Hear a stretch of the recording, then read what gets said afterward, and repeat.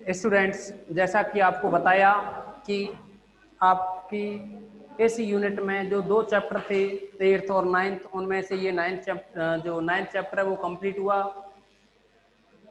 इसमें केवल और केवल जो लास्ट वाले जो मेथड हैं, एक तो जैकोबी और एक गॉस सीडल,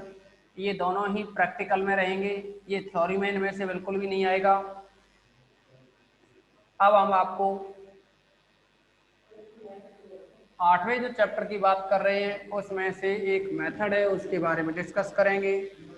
और वो है द्विभाजन विधि। होने को तो उससे पहले एक और है ग्राफीय विधि, लेकिन थोड़ा टाइम को मैनेज करते हुए, यानी टाइम को देखते हुए हम आपको पहले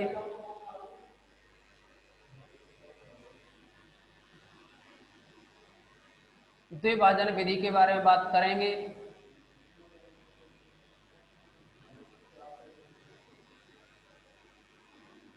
चैप्टर नंबर 9 है। सबसे पहले हम आपको ये बताने जा रहे हैं इसमें कि द्विभाजन, यानी द्विभाजन छोड़ो कि चैप्टर 8 और 9 में अंतर क्या रहा। तो आप समझेंगे इसमें कि जो चैप्टर नंबर 8 है उसमें तो आपने समीकरण निकाय को हल किया था। समीकरण निकाय का मतलब है एक समीकरण हो या दो समीकरण हो या तीन हो या चार हो। तो जैसे कि 9th-10th क्लास में विलोपन विधि से हल करते थे, तो वैसे ही यहाँ उस विधि को नाम दे दिया है गॉस उत्तर उत्तर विलोपन विधि। तो यानी यहाँ जो गॉस उत्तर उत्तर विलोपन विधि और एक आंशिक आधारित प्रक्रिया वाली थी। इसी के साथ साथ आपको चौलस्की विधि है। चौलस्की के साथ में आपको गॉस सीडल और जैकोबी, इनके भी बारे में चर्चा की। तो यहाँ तो क्या होता था, आपको दो या दो से अधिक, अर्थात दो का तो कभी जिक्र हुआ ही नहीं है, फिर भी तीन का ही हुआ है। तो यहाँ क्या है कि तीन या तीन से अधिक अवकल सब, तीन या तीन से अधिक समीकरण होते थे, उनको हल करते थे। x1 x2 x3 में वैल्यू निकाली जाती थी। लेकिन अब इस चैप्टर 9th में क्या करेंगे कि जैसे आप वहाँ द्विघातीय, अब द्विघातीय समीकरण पढ़ते थे ना, द्विघातीय,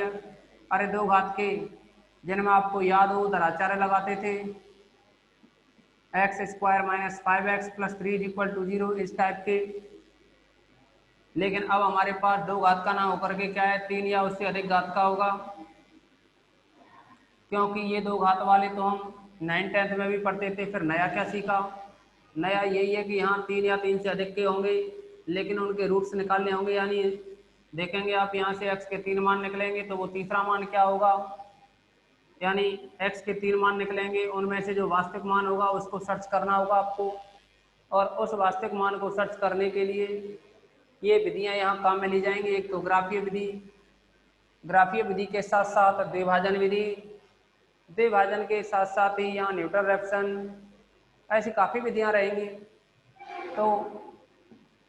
यहाँ क्या है कि ये तो तब भी कहीं तक सरल सा समीकरण है, आप लोग इसके फैक्टर करके निकाल भी सकते हैं, लेकिन पॉइंटों में आ सकता है। दूसरी बात, यहाँ कुछ इस टाइप के भी इक्वेशंस होंगे, e⁻⁻x sin x, इसको भी हल किया जाए, या x log x - 5 = 0, इस टाइप के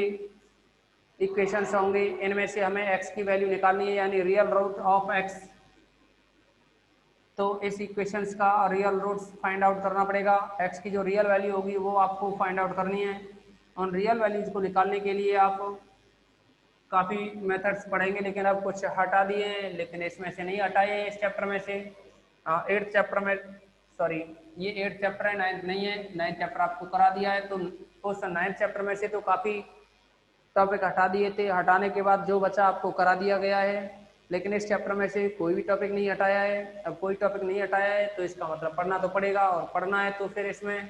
सबसे पहले हम द्विभाजन विधि को काम में लेंगे। द्विभाजन विधि के बारे में अगर हम जानें तो एक महत्वपूर्ण बात लिख रहे हैं, पहले से ही जानते हैं हम इस बात को, लेकिन फिर भी हम लिख दे रहे हैं। हम जानते हैं कि क्लोज इंटरवल ए बी में समीकरण कह दो या बहुपद कह दो, लेकिन इक्वल 0 लिखा है तो समीकरण ही होगा। हम जानते हैं कि क्लोज इंटरवल ए बी में समीकरण f of x is equal to 0, जो समीकरण है f of x equal to 0, इसमें किसी एक पॉइंट पर इस एफ ऑफ एक्स का मान धनात्मक हो, दूसरे पे क्या है ऋणात्मक हो, अर्थात f of a into f of b, या ये कहें कि हम जानते हैं कि क्लोज इंटरवल ए बी में f of x is equal to 0 का मान एफ ऑफ ए है, ये 0 से बड़ा हो या 0 से छोटा लें इसको, किसी एक को 0 से छोटा, किसी दूसरे को 0 से बड़ा, अर्थात ये भी कह सकते हैं f of a into f of b 0 से छोटा, यानी एफ ऑफ ए और एफ ऑफ बी हैं, इनका गुणा 0 से छोटा तब होगा जब एक नेगेटिव हो दूसरा पॉजिटिव हो, ये नेगेटिव ये पॉजिटिव हो तो भी नेगेटिव आएगा, यानी 0 से छोटा होगा। लेकिन एफ ऑफ ए पॉजिटिव हो एफ ऑफ बी नेगेटिव हो तो भी क्या होगा, ये 0 से छोटा होगा। अगर आप सोचें दोनों पॉजिटिव हो जाएं तो 0 से बड़ा होगा ना गुणा, और आप अगर आप सोचें ये दोनों नेगेटिव हो जाए तो नेगेटिव नेगेटिव पॉजिटिव होगा तो भी क्या ये 0 से बड़ा होगा, कुछ ऐसी कंडीशन बनेगी। लेकिन जैसा कि हमने कहा क्लोज इंटरवल ए बी में एक पर तो फलन का मान क्या है धनात्मक है और दूसरे पे क्या है ऋणात्मक है, तो फिर इनके बीच में एक जो वक्र बनता है उस वक्र की हम चर्चा करें तो वह वक्र एक्स अक्ष को काटते हुए जाएगा, और जब वह वक्र एक्स अक्ष को काटेगा तो एक्स अक्ष को काटने पे तो y का मान 0 होता है, और y का मान अगर 0 होता है, y का मान 0 होता है तो y का मान जिस जगह 0 होगा वहां x का वास्तविक मान मिलता है। या अगर हम ये कहें दोबारा से समझें, हम जानते हैं कि क्लोज इंटरवल ए बी में समीकरण f of x equal to 0 का मान f of x is equal to 0, या तो ऐसे लिख दो का मान एफ ऑफ ए 0 से छोटा एफ ऑफ बी 0 से बड़ा, या आप इसको एक साथ भी लिख सकते हो कि क्लोज इंटरवल ए बी में समीकरण f of x is equal to 0 के लिए f of a into f of b, या एफ ऑफ ए और एफ ऑफ बी विपरीत चिन्ह क्यों, ऐसे भी कह सकते हैं। इसका F of A F of be less than 0 का मतलब यही है कि विपरीत चिन्ह के, अर्थात f of A F of be less than 0 है तब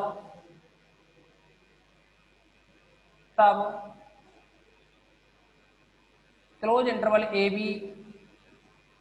के मध्य इस समीकरण का एक हल अवश्य विद्यमान होता है, तब क्लोज इंटरवल ए बी के मध्य f of x is equal to 0 का एक वास्तविक मूल अवश्य विद्यमान होता है।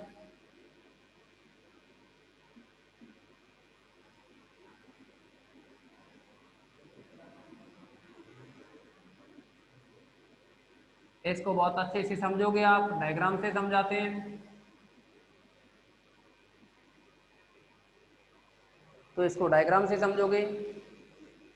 एक क्वेश्चन लेते हुए भी समझा रहे हैं,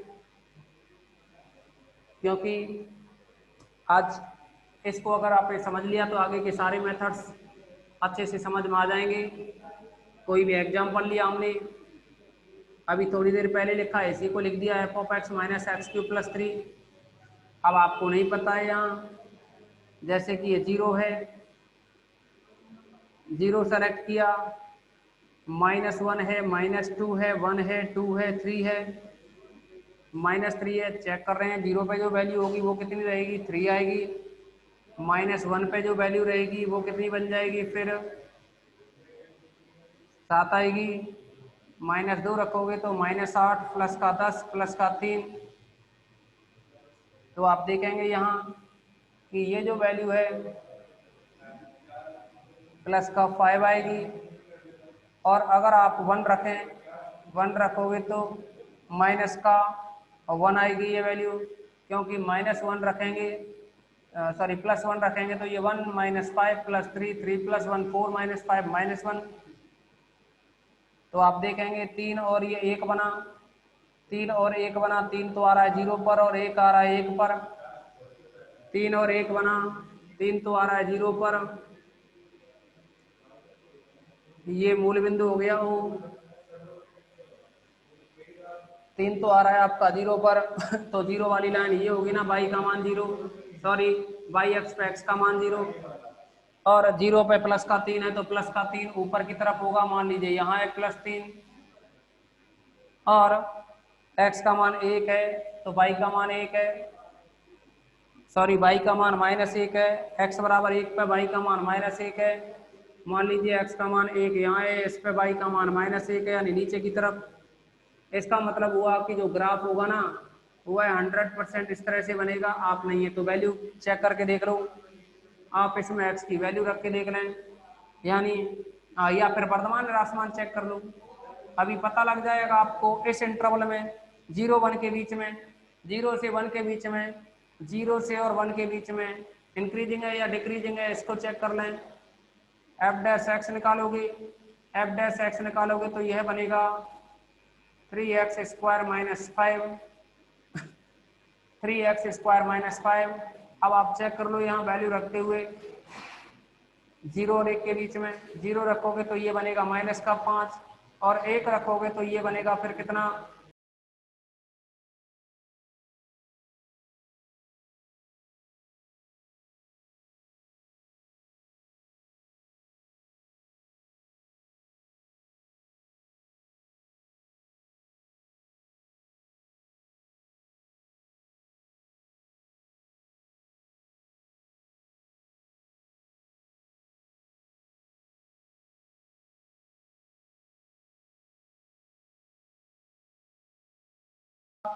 -2। तो फर्स्ट डेरिवेटिव 0 और 1 के बीच की बात की है, अगर इसके बीच का कोई और पॉइंट लें उस पर भी चर्चा करें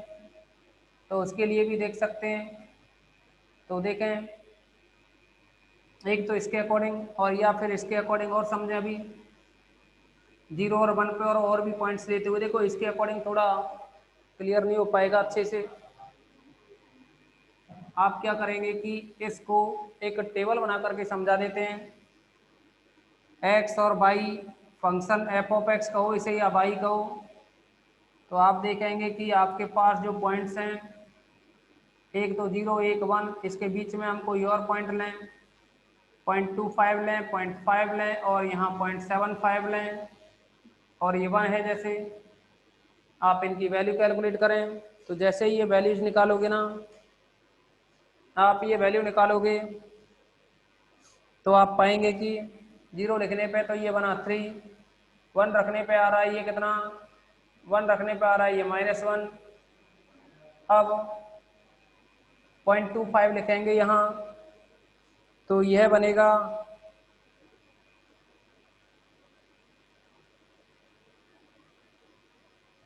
-5 इंटू 0.25 + 3, तो ये वैल्यू बन रही है 1.765। 0.5 रखोगे तो ये बनेगा 0.125 माइनस का 2.5 प्लस का 3,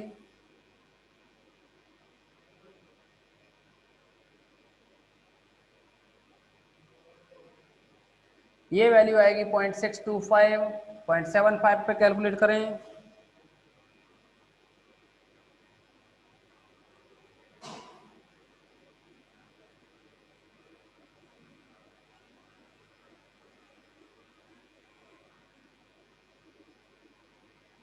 -5 इंटू 0.75 + 3, जैसे इसको कैलकुलेट करेंगे तो माइनस का 0.328 ये वैल्यू आएगी। यानी आप देखोगे कि वैल्यू क्या घटते घटते जा रही है ना -1 की ओर, तो इसका जो ग्राफ बनेगा ना वो घटते घटते जाएगा। तो अब आप इसमें महत्वपूर्ण बात समझो, ग्राफ तो कुछ इस तरह से बनेगा लेकिन हमें उस पर ध्यान नहीं देना कि पॉइंट कहाँ कहाँ होके गुजरेंगे, लेकिन ये पता है कि 3 से लेकर के 3 से और 1 के बीच में ग्राफ की वैल्यू निश्चित रूप से इस एक्स अक्ष को काट के ही आएगी, और एक्स अक्ष को काटेगी तो जहाँ काटेगी वहाँ बाई 0, बाई तो पूरे अक्ष पर ही 0 होता है, लेकिन जिस पॉइंट से जाएगी वहाँ बाई तो 0 होगा लेकिन एक्स की वैल्यू कुछ होगी। अब जिस जगह बाई की वैल्यू 0 हो जाए वही एक्स का मान क्या कहलाता है, यानी जिस जगह y की वैल्यू अगर 0 हो जाती है वही x का मान वास्तविक मान कहलाता है, वही क्या है इस समीकरण का वास्तविक मूल होगा।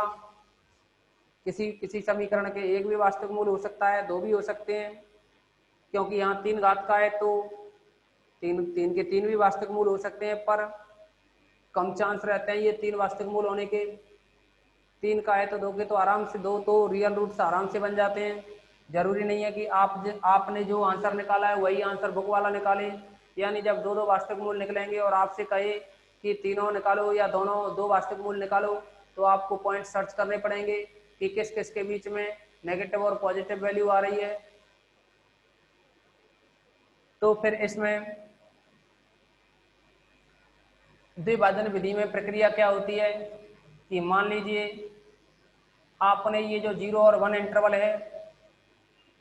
इसके बीच में प्रथम सन्निकटन निकाला, प्रथम, और निकालते किस तरह से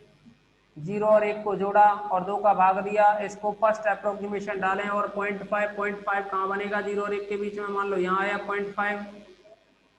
अब 0.5 पे फलन की वैल्यू निकालेंगे, इस 0.5 पर फलन की वैल्यू निकालेंगे और 0.5 पे जो फलन की वैल्यू आई थी वो 0.625 आई। 0.625 आपने देखा कि ये 0 से बड़ा है। 0 से बड़ा है का मतलब है कि ग्राफ ऊपर की तरफ होगा, और ऊपर की तरफ जब ग्राफ बनेगा यहाँ, अगर ये ग्राफ ऊपर की तरफ बनेगा तो आप देखेंगे कि एक ये पॉजिटिव और ये नेगेटिव है। तो आपने अभी थोड़ी देर पहले ऊपर ही एक लाइन लिखी हुई है कि एक नेगेटिव और पॉजिटिव हो तो उनके मध्य में फलन का जो वास्तविक मूल है अवश्य विद्यमान होता है। तो यानी 0.5 पे पॉजिटिव और 1 पे नेगेटिव, तो इसका मतलब हुआ जो 0.5 और 1 है ना, इनके बीच में क्या वास्तविक मूल होगा। और जब इनके बीच में वास्तविक मूल होगा 0.5 और जो 1 है, अगर इनके बीच में वास्तविक मूल है तो फिर इसका द्वितीय सन्निकटन निकालेंगे, x2 निकालेंगे 0.5 + 1/2 और जोड़ करके देखेंगे कितना बना, ये 0.5 + 1 यानी 1.5 यानी 0.75 आएगा 2 से डिवाइड करके। तो फिर इस पर यानी 0.75 पर वैल्यू निकालेंगे, 0.75 पर वैल्यू निकालेंगे तो ये माइनस का 0.328 निकली, माइनस का 0.328 निकली। यानी ये वैल्यू, ये विभाजन की जो प्रक्रिया है ना, अब ये अगला x3 निकालेंगे तो देखोगे आप 0.75 जो है उस पर नेगेटिव में वैल्यू आ रही है ना, नेगेटिव में आ रही है, इसका मतलब 0.75 कुछ इधर होगा, 0.75 इधर बनेगा, इस पे फलन की वैल्यू नेगेटिव आई, तो ये नेगेटिव और ये पॉजिटिव, तो इसका मतलब हुआ 0.5 और 0.75 के बीच में होगी, 0.5 और 0.75 के बीच में होगा वास्तविक मूल, क्योंकि ग्राफ 0.5 और 0.75 के बीच में ही काट के जा रहा है। तो फिर इसको 2 से डिवाइड करेंगे, डिवाइड करने के बाद जो भी आएगा, यानी यह बनेगा 1.25, डिवाइड करोगे 2 से तो यह बनेगा 0.625। इस 0.625 पर वैल्यू निकालेंगे फंक्शन की। अब देखो कुछ स्टूडेंट का कहना होगा कि सर ऐसे ये प्रक्रिया कब तक करनी होगी, तो इसमें यह प्रक्रिया तब तक करनी होगी जब तक ये लगभग टेंड्स टू 0 ना हो जाए। ये जो वैल्यू आप निकाल रहे हो इन फंक्शंस पे, ये वैल्यू तब तक निकालते जाएंगे जब तक कि इस फंक्शन की जो वैल्यू है टेंड्स टू 0 ना हो जाए। जैसे ही टेंड्स टू 0 होगी, क्योंकि टेंड्स टू 0 का मतलब है ये जो ग्राफ है इसकी वैल्यू y बराबर, देखो x की वैल्यू ये रखी हुई है तभी तो y 0 आएगा। y कैसा होना चाहिए, लगभग 0, और लगभग 0 का मतलब x अक्ष पे मिलेगा y 0, y की वैल्यू 0 x अक्ष पे होती है, और जब x अक्ष पे y की वैल्यू 0 होगी तो 100% क्या आएगा, यहाँ से वही x का वास्तविक मूल होगा। वही का मतलब जैसे यहाँ ये मान है, ये इसका वास्तविक मूल होगा, लेकिन इस सवाल के लिए नहीं, अभी तो और भी सॉल्व करना पड़ेगा इस सवाल को। अब आपको इसके मेथड के बारे में बता रहे थे हम, तो इसका जो मेथड रहेगा सेम प्रक्रिया यही रहेगी, बस थोड़ा सा अंतर है। अब हम यहाँ 1 और 0 ना लेकर के a और b के बारे में डिस्कस करेंगे, a और b के बारे में डिस्कस करेंगे।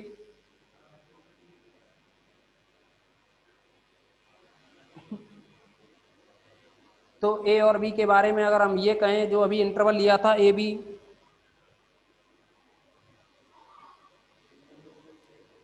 ये जो इंटरवल लिया था ए बी, इसमें से ए पर फलन का मान हम नेगेटिव लें, एफ ऑफ ए 0 है, एफ ऑफ ए ये मान लीजिए ए है और यह है आपका बी, तो ए पर फलन की वैल्यू नेगेटिव है, f of A less than 0 तो नेगेटिव, और यहाँ एफ ऑफ बी है, इसको ग्रेटर देन 0 लेके चल रहे हैं तो एफ ऑफ बी ऊपर की तरफ होगा। इसका मतलब हुआ ग्राफ कुछ इस तरह से होगा, तो रियल रूट जो मिलेगा वो ए और बी के मध्य होगा। ए और बी को जोड़ करके 2 का भाग लगाएंगे, 2 का भाग लगाने के बाद में ए और बी को जोड़ करके 2 का भाग लगाएंगे, भाग लगाने के बाद में जो भी आया मान लीजिए उसको x1,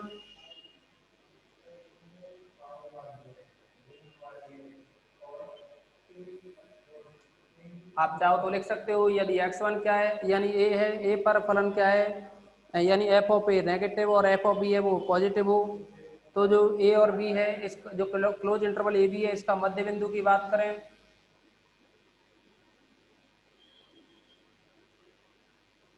माना क्लोज इंटरवल ए बी का मध्य बिंदु x1 इज इक्वल टू मध्य बिंदु तो तभी निकलता है जब इसकी रेंज है उसको जोड़ करके या रेंज ना कह करके इन पॉइंट्स को जोड़ करके 2 का भाग दें, और अगर रेंज निकालेंगे तो रेंज का आधा करोगे यानी इक्वल इंटरवल बनाओगे तो बी में से ए को घटा करके उसकी लेंथ निकाल सकते हैं बी माइनस ए, लेकिन हमें उस लेंथ की जरूरत नहीं है, हमें तो पॉइंट की जरूरत है, तो दोनों पॉइंट्स को ऐड करके 2 से डिवाइड करेंगे, मिड पॉइंट निकलेगा। अब आप क्या करेंगे इसमें, माना ए बी का मध्य बिंदु x1 है तो a प्लस बी बाई 2, तब क्लोज इंटरवल ए बी, तब या अभी क्लोज इंटरवल ए बी का बाद में डिस्कस करें, तो आपने ये पॉइंट निकाला, इस पॉइंट x1 को जैसे कि ये माना हमने, तो इस x1 पॉइंट पर चेक करके देखेंगे कि फलन का मान क्या आएगा। यदि इस x1 पर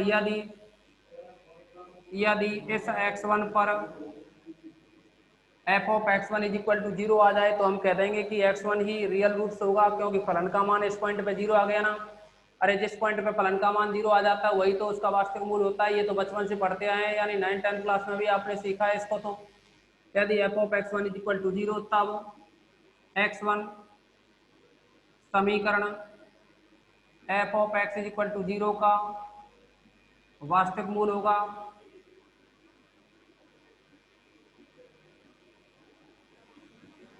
दूसरा, यदि f of x1 not is equal to 0 तब क्लोज इंटरवल ए बी को 2 समान अंतराल में विभाजित करने पर, 2 समान अंतराल, और अंतरालों की बात करें तो ये a से लेकर के a plus b by 2, a से लेकर के a प्लस बी बाई 2, तथा यहाँ a प्लस बी बाई 2 से लेकर के b, a plus b by 2 से लेकर के b, या आप इनको ऐसे भी कह सकते हैं a प्लस बी बाई 2 को आपने x1 मान लिया है तो आप ऐसे भी कह सकते हैं a कॉमा x1 तथा x1 कॉमा b में विभाजित करते हैं।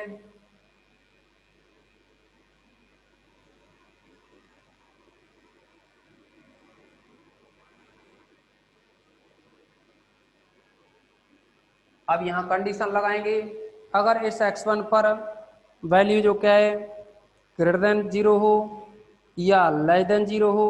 तो इसकी चर्चा करेंगे। यदि f of x1 greater than 0,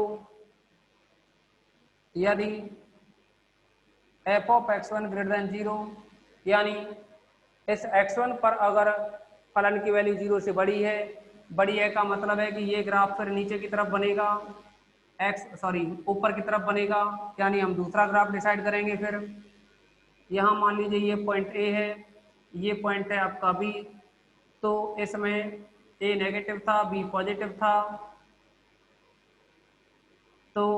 x1 यानी इस कंडीशन में हो x1 यहाँ है, x1 का मतलब है a और b का योग बटे 2। आपने देखा यहाँ कि यदि f ऑफ x1 0 से बड़ा यानी इस x1 पर फलन का मान क्या 0 से बड़ा यानी धनात्मक यानी ऊपर की ओर, तो आप देखेंगे कि जो वास्तविक मूल होगा a और x1 के बीच होगा। तब यदि f of x1 greater than 0 तब समीकरण f ऑफ x का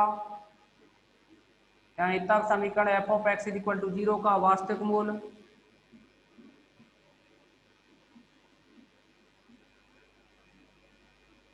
ए और x1 के मध्य होगा, क्योंकि इसके बीच में ये नेगेटिव पॉजिटिव है ना, ये धनात्मक और ये ऋणात्मक और ये धनात्मक है, यानी ए पे ऋणात्मक और x1 पे धनात्मक है। F of x is equal to 0 का मूल, यदि f of x one greater than 0 तब समीकरण f of x is equal to 0 का वास्तविक मूल ए कॉमा एक्स वन के मध्य होगा, क्योंकि ए पर फलन की वैल्यू और एक्स वन पर फलन की वैल्यू दोनों ही क्या है, लेस देन 0 है। अब दूसरी कंडीशन लगाएं, यदि f of x one less than 0 तब समीकरण f of x is equal to 0। ध्यान दें एफ ऑफ एक्स वन का मान क्या है, 0 से छोटा, यानी इस एक्स वन पर फलन का मान 0 से छोटा हो, यानी नीचे की तरफ ग्राफ बन रहा हो, तो आप देखेंगे ये नीचे की तरफ है, ये ऊपर है, तो यानी इस पे नेगेटिव और इस पे पॉजिटिव, तो इसका मतलब हुआ इस x1 और b के मध्य होगा वास्तविक मूल। यदि f of x one less than 0 तब समीकरण f of x is equal to 0 का वास्तविक मूल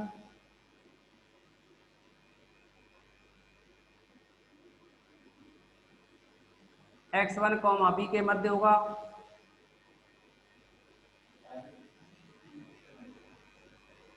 क्योंकि यहां भी वही condition F of x one का और एफ ऑफ बी का अगर गुणा किया जाए तो ये भी लेस देन 0 है। तो अब आप देखेंगे दोनों डायग्राम से, अभी अगर यही प्रक्रिया अब दोबारा से रिपीट की जाए, अर्थात यहाँ जो ए और एक्स वन था, ए और जो एक्स वन लिया था इसको दोबारा से विभाजित करें, यानी ए को और एक्स वन को जोड़ करके 2 का भाग दें और इसको x2 माने, फिर हल करें, तो फिर पुनः यही प्रक्रिया रिपीट करनी होगी। तो हम ये कह सकते हैं कि इस प्रक्रिया की पुनरावृत्ति करने पर, या ये कहें कि उपरोक्त प्रक्रिया की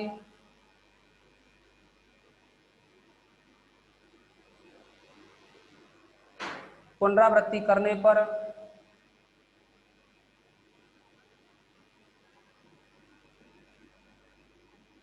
उपरोक्त प्रक्रिया की पुनरावृत्ति करने पर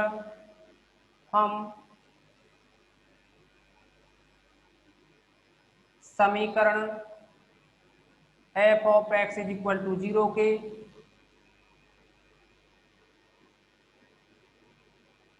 वास्तविक मूल प्राप्त कर सकते हैं।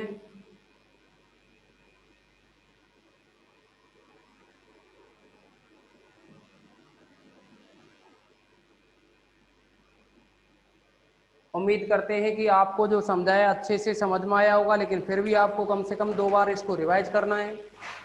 और अच्छे से समझ में आ जाएगा। फिर भी किसी भी स्टूडेंट को कोई डाउट्स हो तो अगली मीटिंग में बात करें। आज की मीटिंग में बस इतना ही रखेंगे।